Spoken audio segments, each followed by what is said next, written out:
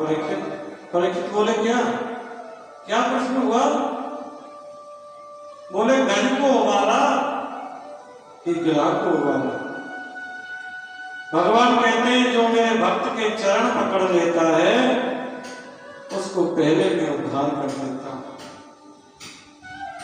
ग्राहक को बचा लिया, गजराज को बचा लिया और ग्राहक को उबार दिया। तो कहते हैं मैं उससे कह रहा था परीक्षित की विश्वास को जीवन में अपनाओ। विश्वास ही तो है, परमात्मा को कभी भूलो मत, हमेशा उसकी याद बनी रहे, बस ये रखिए। प्रभु के चरणों में चढ़ी हुई चीज ये हमेशा ध्यान रखें, गोविंद के चरणों में चढ़ी हुई चीज कभी भी अपने पैरों में ना गिरे, बस ये प्रयास करें। परमात्मा को कभी भूल नहीं, और गोविंद पर चढ़ी हुई, ठाकुर पर चढ़ी हुई चीज कभी पैरों में न जाए। इसका मूल कारण था दुर्वासा जी एक बार भगवान के धाम में गए, और भगवान के धाम में जब गए तो मेरे प्रभु ने प्रसादी माला दुर्वासा जी को पहनाई, दुर्वासा जी को समर्पित कर दी। दुर्वासा जी उस माला को लेकर के चले गए सीधे इंद्र के पास में, और इंद्र के पास पहुंचे तो इंद्र ने दुर्वासा जी को बड़े स्वादिष्ट भोजन कराए, बड़े आनंद से भोजन कराए, और दुर्वासा जी ने प्रसन्न होकर के तो महाराज वो प्रसादी माला इंद्र को दे दी, और इंद्र ने वो प्रसादी माला गजराज के गले में पहना दी, और गजराज ने वो माला तोड़ करके अपने पैरों से कुचल दी, छिन्न भिन्न कर दिया। उसका परिणाम ये हुआ कि देवराज इंद्र तो लक्ष्मी से ग्रस्त हो गए। इंद्र के पूरे राज्य को बलि ने छीन लिया। दैत्यों लोग सम्राट बन गए। सब देवताओं को लक्ष्य करके प्रभु ने समुद्र मंथन करवाया।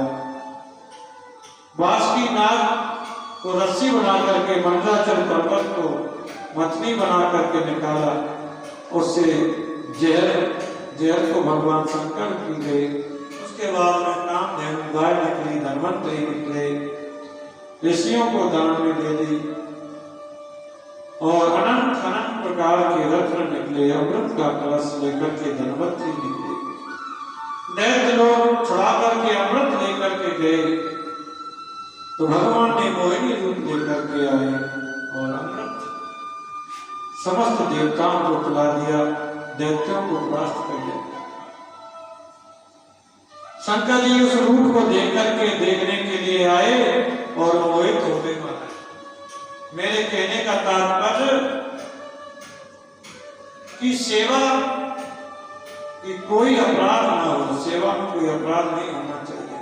नाम जाप को बुलाना सेवा का अपराध है।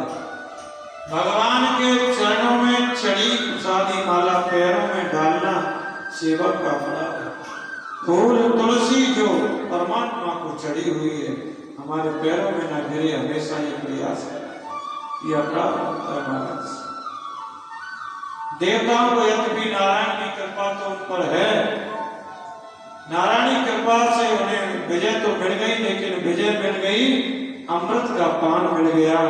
उसका परिणाम ये हुआ कि दो चार माला जो जपते थे वो ही जपना बंद कर दिया, भूल गए।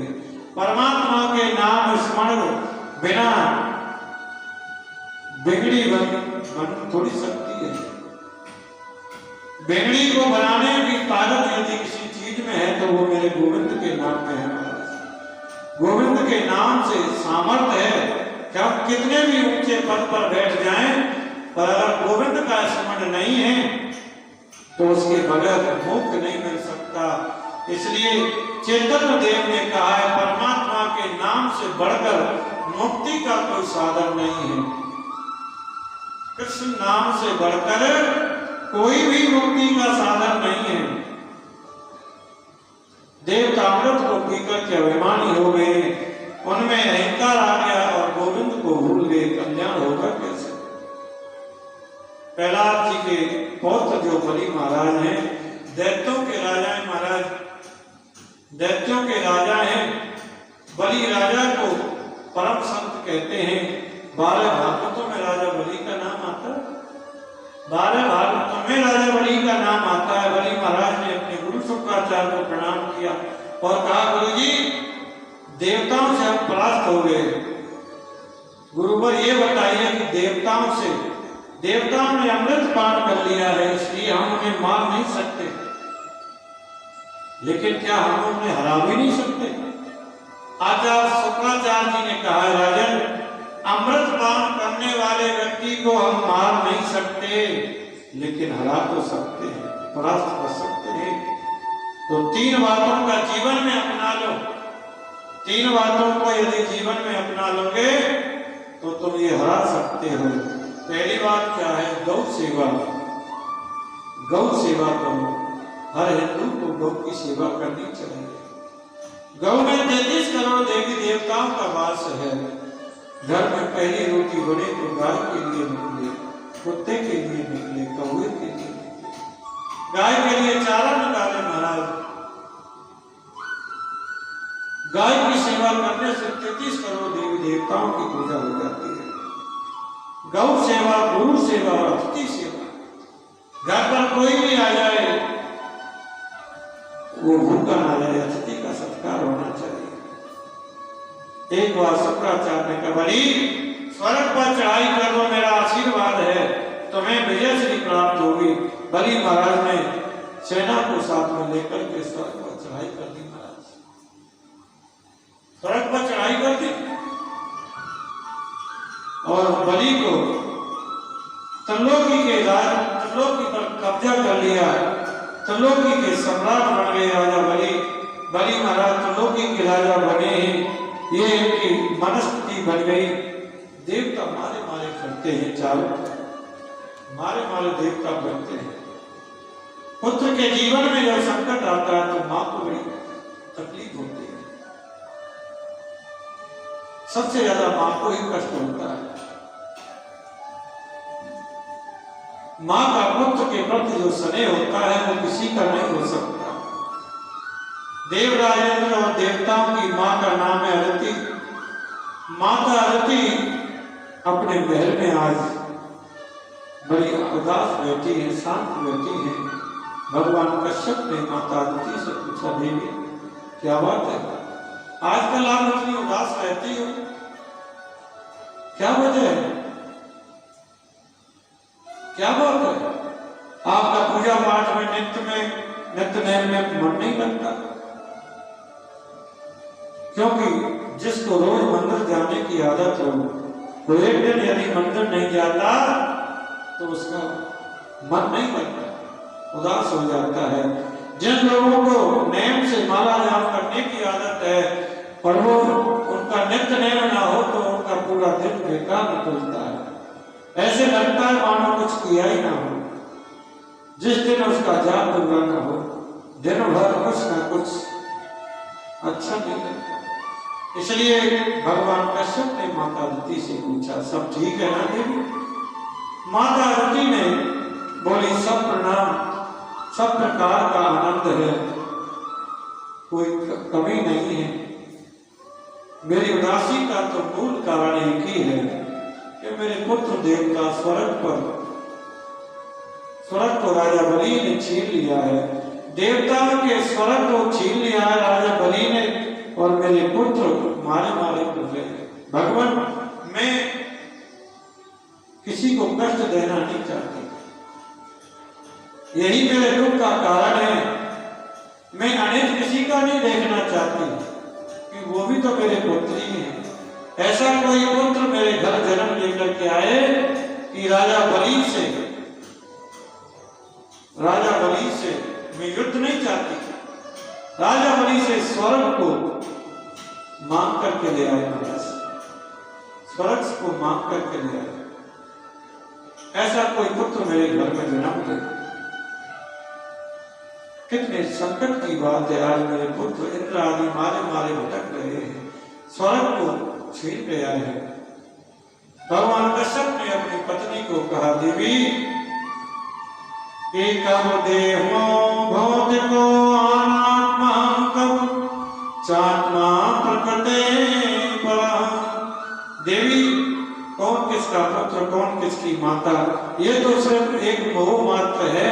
मोह का कारण है, मोह की वजह से जीव ऐसी परिस्थिति में पड़ा रहता है। कौन किसका पुत्र है कौन किसकी माता है। हम हमारे घर में बैठे हुए हैं, सामने सड़क पर बच्चा खेल रहा है, धूप में खेल रहा है तो हमें कोई तकलीफ नहीं है। पड़ोसी का बच्चा खेल रहा है तो कोई तकलीफ नहीं है। हमारा बच्चा खेल रहा है तो हमें बड़ा कष्ट होता है। भगवान कश्यप बोले चाहती क्या हो? मैं ये चाहती हूं कि मेरे घर कोई ऐसा बुद्धिमान पुत्र उत्पन्न होकर के आए कि त्रिलोकी को राजा बलि से लाकर के मेरे पुत्रों को समर्पित कर दे। भगवान कश्यप बोले देवी मैं तुम्हें 12 दिन का व्रत बताता हूँ। ये फाल्गुन मास के शुक्ल पक्ष में व्रत किया जाता है और इसका नाम है पयो व्रत।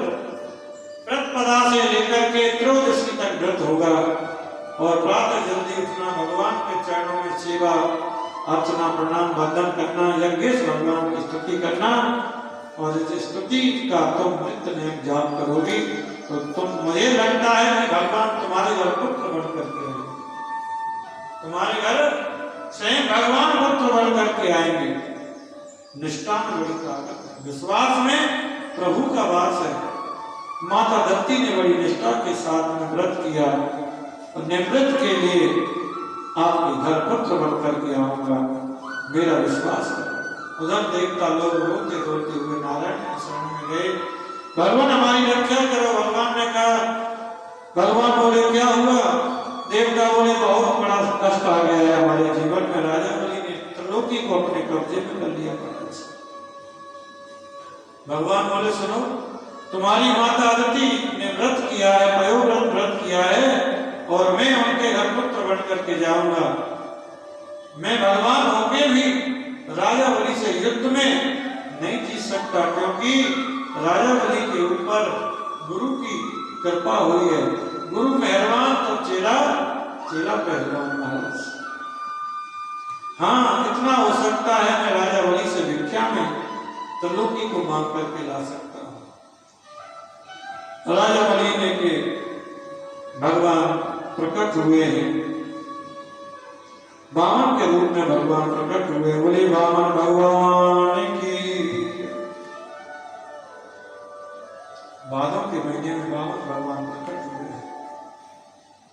और इतने सुंदर प्रभु वामन की झांकी है, इतना सुंदर प्रभु का वामन का मंगलमय स्वरूप है।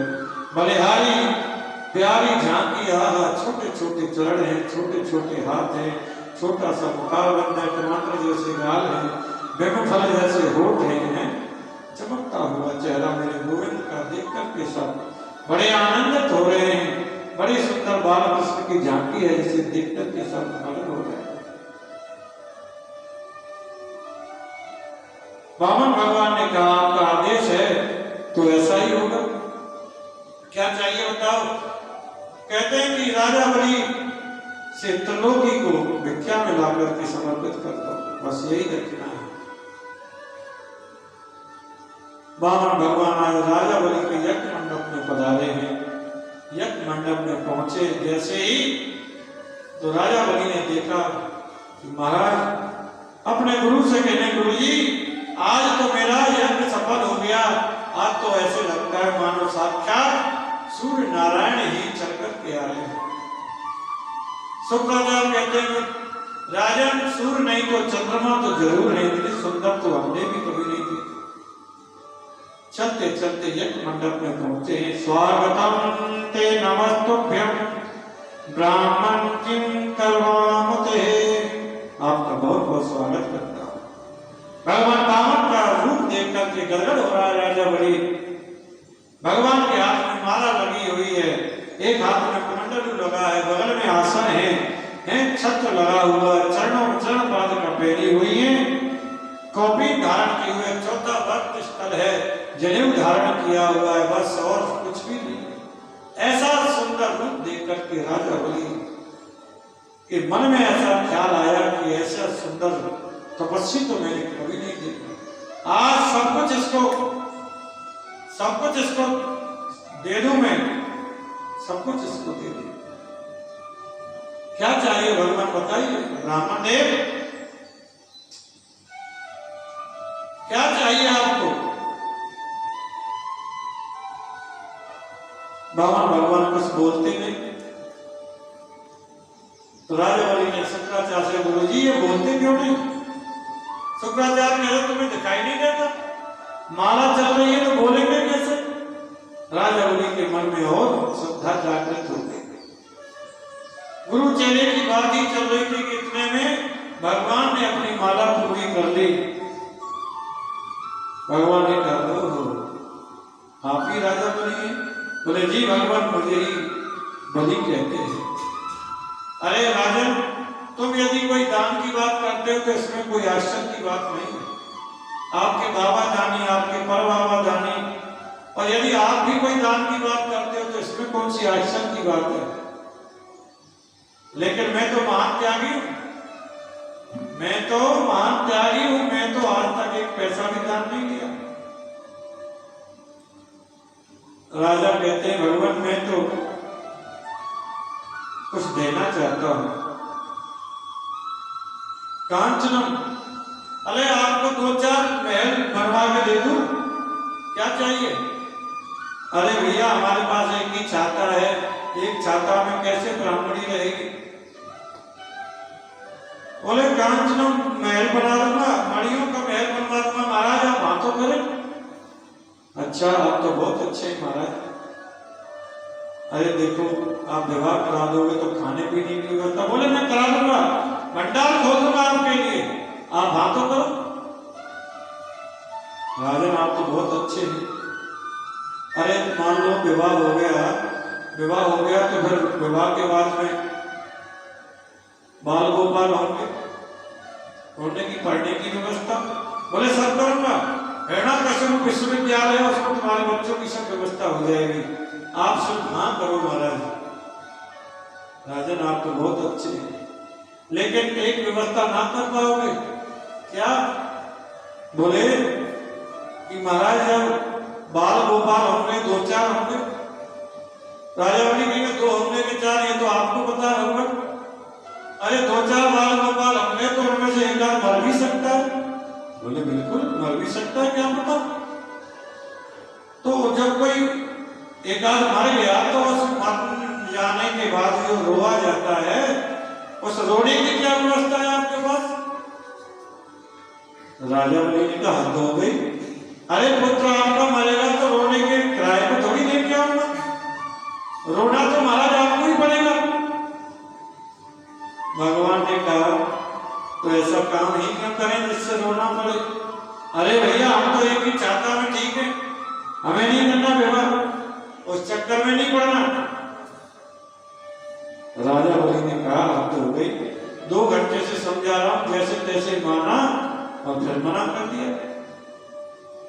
भगवान कहते हैं राजन देखो मैं हूं महान त्यागी, अगर मैं दान लेता हूं तो मेरा नेम टूटता है, नहीं देता तो तुम्हारे मन को कष्ट होता है। मैं सोच रहा हूं कोई बीच का रास्ता निकाल लूं। क्या? बोले अगर ज्यादा दान लूंगा तो मेरा नेम टूटेगा, इसीलिए 3 पदम 3 पैर भूमि मुझे दान दे दो। राजा बलि कहते हैं क्या कह रहे हो महाराज, आपके 3 पैर में 3 पैर भूमि? अरे 3 पैर भूमि में तो आसन भी नहीं बिछेगा। भगवान कहते हैं कहना था तो कह दिया, और वो भी 3 पैर अपने पैरों से लूंगा, तुम्हारे पैरों से नहीं। राजा बलि कहते हैं हद हो गई। अरे महाराज आपके 3 पैरों में तो आसन भी नहीं आएगा। बोले आए चाहे ना आए, देना तो दीजिए, नहीं अपन चले। राजा बलि ने हाँ करी कि महाराज, राजा बलि कहते हैं एक बात है पंडित जी, आपको मारना नहीं आता कि अग्रम बुद्धिवाणिया मध्यम बुद्धि जात तिरकम बुद्धि तिरकुड़ा मामन चौपटुपा। अभी आप छोटे हो ना, इसलिए तुम्हें मानना नहीं आता। भगवान ने मन में सोचा से तो 3 पहल ही पूरे कर देना। बड़ा तलोगी का राजा बना फिरता है। राजा लाओ जल लेके आओ, संकल्प करो। बिना संकल्प के तो हम लेते नहीं। संकल्प के ऊपर जब ज्यादा दबाव डाला गया, प्रेशर डाला गया, तो शुक्राचार्य ने ध्यान लगा करके देखा, अरे राजन, ये ना वामन है ना त्रेपन है, ये तो विष्णु है, देवताओं का कार्य सिद्ध करने के लिए आया है। अरे तुमने 3 पग भूमि का संकल्प कर दिया तो 2 पग में ही त्रिलोकी को नाप लेंगे। 3 पैर रखने के लिए तुम्हारे पास जमीन नहीं बचेगी। मना कर दो, बिल्कुल 2 टूक मना। मैंने देने लेने की कोई बात नहीं की।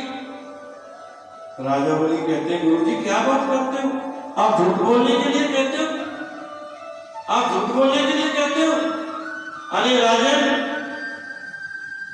3 जगह ऐसी होती है जहां झूठ बोलने से पाप नहीं लगता। किसी कन्या का विवाह हो रहा हो, अगर मैं थोड़ी बड़ाई कर दी जाए तो दोष नहीं लगता। किसी के प्राण संकट में हो तो भी वहां झूठ बोलने से दोष नहीं लगता।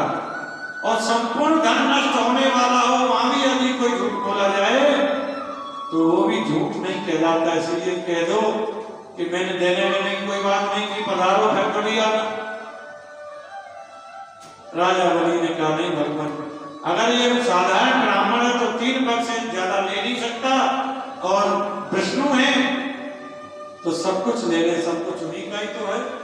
लोग ये तो कहेंगे राजा बलि के द्वार पे भगवान विष्णु मांगने आए, महाराज मैं पीछे नहीं हट सकता। संकल्प हुआ, और जैसे ही संकल्प हुआ भगवान ने विराट रूप धारण कर लिया। बोलिए विराट भगवान की जय।